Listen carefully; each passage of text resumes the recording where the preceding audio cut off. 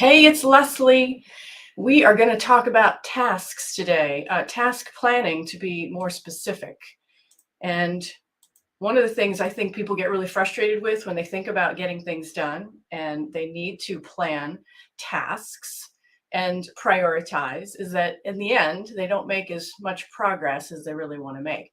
So today's topic is task planning predicaments. We're going to talk about the essential element that no one is talking about when it comes to task planning. Now, a lot of professionals are frustrated with the amount of progress they're not making. You might even block time on your calendar specifically to get a special project accomplished or maybe a series of tasks. And in the end, you might end up spinning your wheels and not making as much progress as you want, even if you had that time set aside. So if you're mystified about why it's so hard sometimes to get things done, and why you're not seeing results at the end of your efforts. That's what we're going to talk about today. And one of the reasons for that is because the tasks that you're trying to accomplish are not as specific as they need to be. So you don't have a blueprint for designing tasks so they're actually achievable. And that's our topic today. So, as an example, I use the example of an architect who includes all the necessary elements of building a house. Every house they build has specific elements to make sure the house is beautiful and comfortable and strong and secure. And they don't leave anything out because if they did, the house wouldn't last or it might even fall over. It might fall down and it might not have a good foundation because that's also one of the essential elements. And just like that, your tasks need specific elements to make them complete, to make them achievable. They need to be easy and workable and informative. And every single task needs those elements in order to make it easy for you to make progress. But here's the thing, no one is talking about these necessary elements, at least not the way I'm going to talk about them today. But when you discover these and you understand them, you can have an easier time of not only planning your tasks, but getting things done faster and easier in general. Now, I'm going to talk about one of these today, one of these essential elements. And the rest you can learn in my upcoming workshop. It's called Best Workday, Best Life. And it starts on January 23rd in 2023. So be sure to get on our list so you can receive notifications for that. You can visit the Productive Day website. So it's productiveday.com. And at the bottom of the page, you can receive, it'll say join Productive Day. And that means you'll receive our weekly Workday Insights that I send out every Tuesday. And as a bonus, you'll also get a free gift. It's one of our quick insights reports. And actually, that would be helpful for you to have because it expands on this very topic that we're talking about today. And for those of you who aren't familiar with who I am, my name is Leslie Shreve. I am a workload management and productivity expert, and I am the founder and CEO of Productive Day. I'm also the creator of a system called Taskology, the science of getting things done. It is a unique and proprietary system. It's a step-by-step A to Z system that helps professionals with task management, time management, email management, and information management. And I work with C-level leaders and executives, managers, business owners, and professionals to help them increase their efficiency and productivity by up to 300% in as little as 4 weeks, help them gain 1 to 2 hours of time back in their day every day so they can increase capacity, increase volume, increase capacity for more of what they really want to do, or just simply make more progress on the projects and the initiatives that matter the most to them.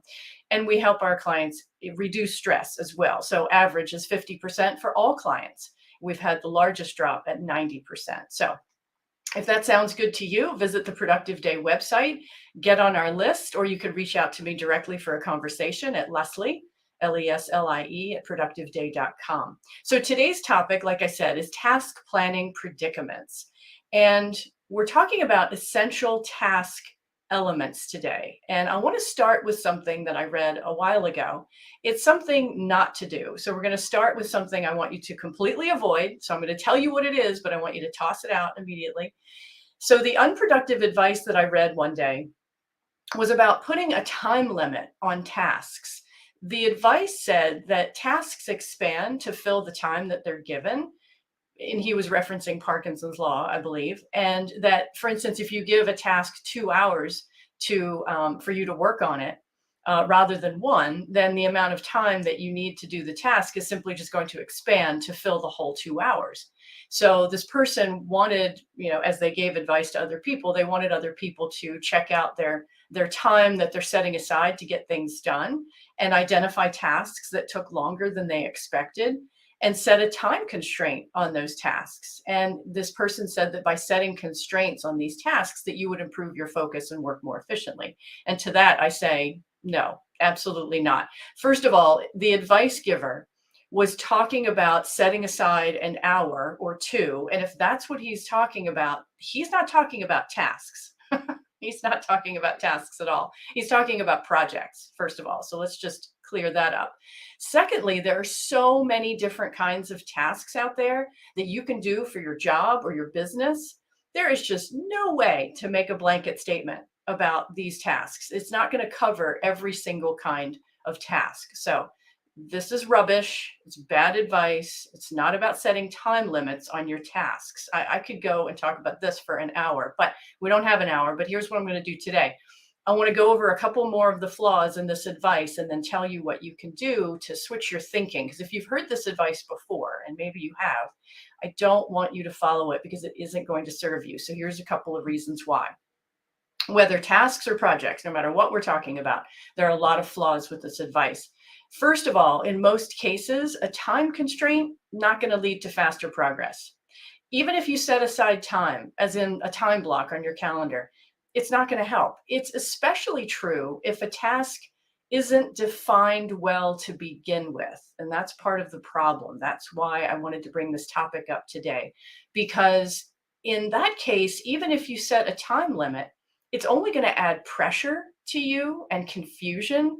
Because if you're not really clear on what the task is or how to get started, if it's simply not well defined, you're going to spin your wheels. So time limits can make you feel overwhelmed, which will not help you think clearly or improve your focus, which is what the other advice had said, but it's not going to happen that way. Number two, if your task is really a project, and again, if it's not well defined, if you're not clear on what you've written down on your legal pad or what you put in your digital app or on a task list in the computer, if whatever you put is really a project, you absolutely might spin your wheels because you're trying to figure out what to do first or what to do next or how to start or where to begin.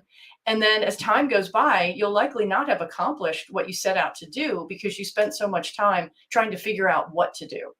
So giving yourself an hour to do something when you're not surely sure what you're really going to do at all isn't going to help you make any progress. The third reason is that you never know where a task is going to lead. And this is the one that makes me laugh the most. The unexpected can absolutely occur, of course. Technology can even pose a roadblock. Things can go wrong, but you have to expect that these things will happen sometimes. The best thing to do is to be prepared with a task management process that supports you so you can quickly pivot and move on, no matter what jumps in your way. You might encounter some road bumps in the road along the way, or some technology hiccups as well. So it's not what goes wrong with a task that hurts your productivity. It's how quickly you can handle it. Just remember, though, that we never know where these tasks are going to lead. So even if you set aside time, again, this person had given advice about time limits. Even if you set aside time or give yourself a limit, you never know what's going to happen. And so with myself and then everybody else I work with, all of my clients, they all know that one step is going to lead to a next step and a next step and a next step. And you have no idea what that path is going to look like. So when you're really talking about managing tasks, a time limit on a task isn't really going to serve you. And there's so much more about knowing what a task really is and this is really what the gap is in understanding. Again, this person who was giving advice wasn't talking about tasks. He was talking about projects. So again, it's not with what goes wrong with a task that's going to hurt that. And it will absolutely expand any kind of time limit. And you will have to go over that time limit because when something comes up that you didn't expect, there's no way to prevent that. There's no way to prevent that. But if you have a task management process that supports you, you can absolutely turn on a dime and pivot and know exactly what to do next and when. Now, the fourth reason that this time limit business is rubbish is that you may have, as you're looking at your task, and I said before, if it's not well defined, you're going to be in trouble anyway. But if you have identified what I call a dependent task, which is a task that's really dependent upon taking another step first, then you're going to back yourself into a corner and still have trouble, and you'll spin your wheels, because if, again, you're setting aside time to get something done, but you've really stated it as a dependent task, you're going to have to back up even further. So a good example of this is if you put down something like create an agenda for the monthly management meeting or something like that. That's potentially a multi-step task. So again, it's too big and it is dependent upon you doing something else first. And one of those first steps might be that you review last month's agenda first and take a look at what was on that agenda. Or you also might call someone and ask. So let's say you have to call John or Judy and find out what they want to put on the agenda for this monthly meeting. That's a first action step to take before you can create the agenda. So those are examples of what I call dependent tasks. And so any one of those could be your real next action step. But if you're not stating it correctly and you're actually overshooting the mark, which again is like naming the project, even send out the agenda for next week's or next month's meeting is sort of the end result. That's the last point in the process, but you have many things you could probably do that you need to do before that can happen. It's almost like writing a report or creating a report when really you haven't gathered the data first. So again, you have to define what is the real task, because everything else we're talking about is too big and it's actually a project.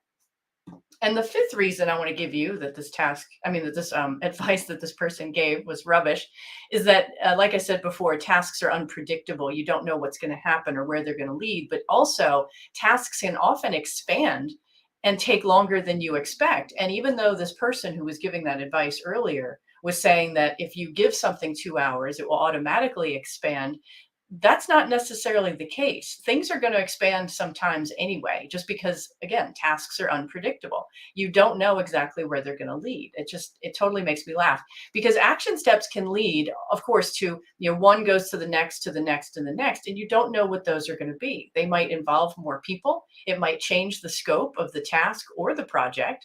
They can take you down a completely different path, and there's nothing wrong with that. There's absolutely nothing wrong with that. It happens all the time. You just have to be prepared that that can and will happen. So a good example of this is when you make a phone call or you send an email to another person as part of accomplishing a task or working on a project. Now, this can not only expand the original task, but also lengthen the time that you must spend before reaching the finish line. So for instance, you might hop on a call with somebody, and then out of that conversation comes a completely different set of action steps or tasks that you might have to do, which takes you not off track, but down a different path that's related to this project. And you're going to have to spend time on that. Otherwise, it might turn into other steps that other person might take, and then you need to wait for them to do what they need to do before you can take your next step. So dozens of different things can happen, but it's not essential to know all of those up front. It's not essential to have your crystal ball out and map out every single step you'll do in a project. Not at all. What counts is planning one action step at a time and then knowing when you'll take the first action step. And you won't know the next one or when you'll take that one. But as long as you know the first one and when you'll take that step, that's all that really matters. And like I said, it's the planning of that next action step that matters the most. But this is what gets in the way, is that folks are having trouble planning the tasks. And the reason for that is that it's not well defined. And that is going to be the biggest roadblock here. That's what people are encountering. So here's the deal. Making progress on a task is not going to result from setting a time limit. So if I go back to the original unproductive advice that I shared in the beginning, this person had said, set time limits on your tasks. Do not do that. The results that you're going to get and the progress you're going to get is instead, it's going to be defining or limiting the task. And again, no one is defining it. So this is what I want to talk about. If you don't really know what a task is, this is why you're having trouble planning it. So like I said, the advice giver was giving advice on projects, not tasks. But if you didn't know that, you'd be led astray by what a task really is. So it's probably causing a lot of the hesitation and procrastination that's happening out there. Because when you're stating something in a big way and it's too large, it's more like a project, that's going to make you stop. If it looks like a multi-step task or something really big and you're thinking, okay, I don't even know how to get this started, or I don't even know where to begin, it's too big. And that's going to cause a lot of hesitation and procrastination. But when tasks aren't documented as real tasks, it'll cause a lot of confusion about what really needs to be done. So you might not have thought through exactly what needs to happen next. And this is what creates all of the issues when taking action. And when that happens, you could end up overlooking a task or delaying a project or causing snags with other people if you're working with somebody on a team or a group to get something done. So let's define a task. Let's just clear this up once and for all, because this is where everybody's getting stuck. A task in taskology has 4 elements that include what, why, how, and when. So let's just talk about the what today, because that's going to be the most important driver of what you're going to get done, how you're going to get things done, and how you're going to make progress.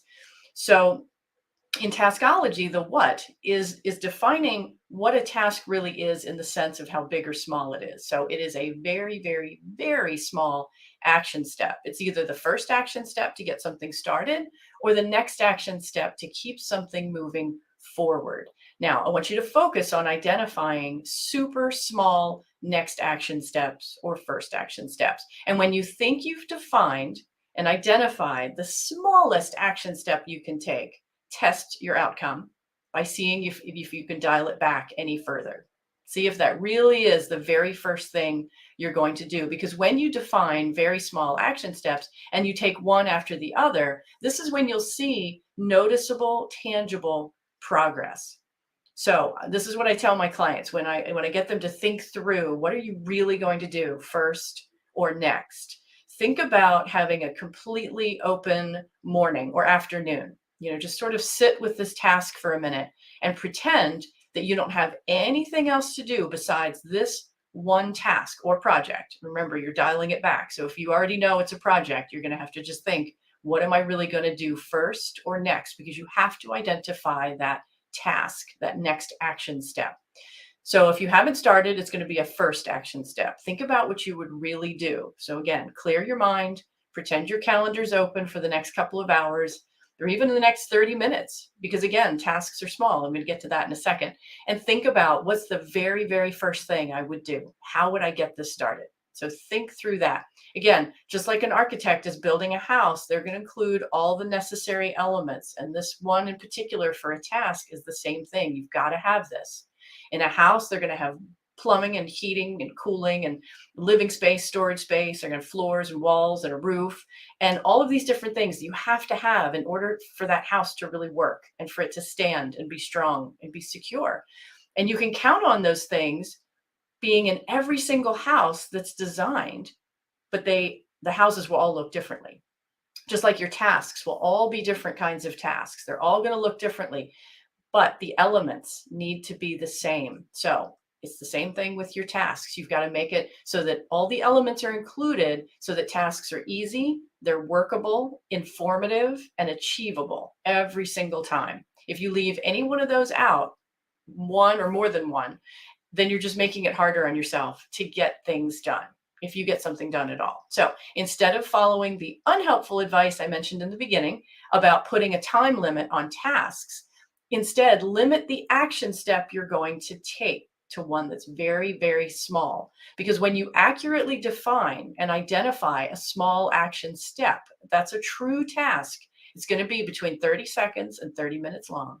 And that's what I want you to remember. A lot of times they're going to be 2 minutes, 5 minutes, 10 minutes, maybe 15, but it's going to be somewhere in that 30-second to 30-minute range. And that is the what in the taskology system for defining a task. Again, there's what, why, how, and when. And so the what is really, really important. You have to think small. This is what makes it a task. This is one of the elements that makes it a task. 30 seconds to 30 minutes. It is one step.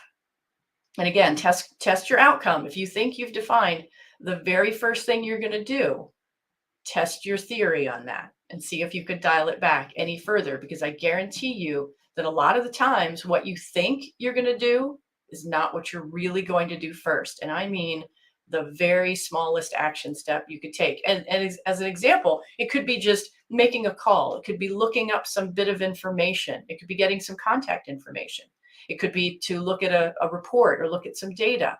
It could be to find an email and get some information from that. It could be anything, but it is a really small, teeny tiny action step. And again, once you take one step after the next, you're going to get this tangible and noticeable progress, because research shows that it's that kind of progress, that steady forward movement that everyone is looking for in their workday. This is what everybody wants to feel, so that at the end of the day, you feel satisfied. You feel like you got something accomplished. You feel like you made the progress you wanted to make.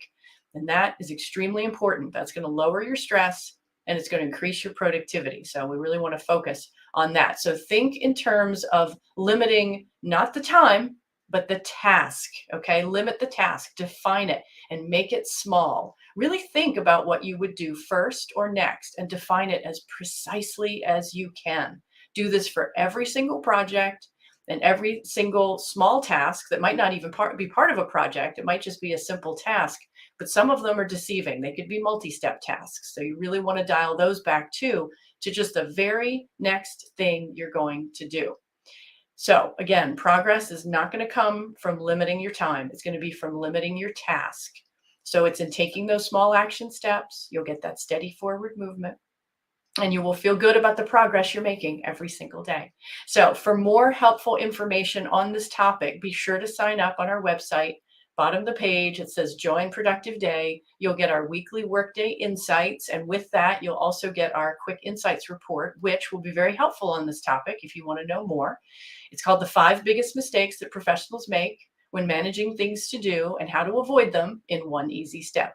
So that's all for now for today on our task planning predicaments. I hope that's helpful to you in thinking in terms of defining your tasks, really identifying what they are, and keeping them limited between 30 seconds and 30 minutes. And that's going to help you not only plan tasks, but prioritize them and really think through what your progress is going to be, what you really want to see as your outcomes and your results, even though you're taking small action steps to get there. Just think about the first one you're going to do or the next one you're going to do, okay?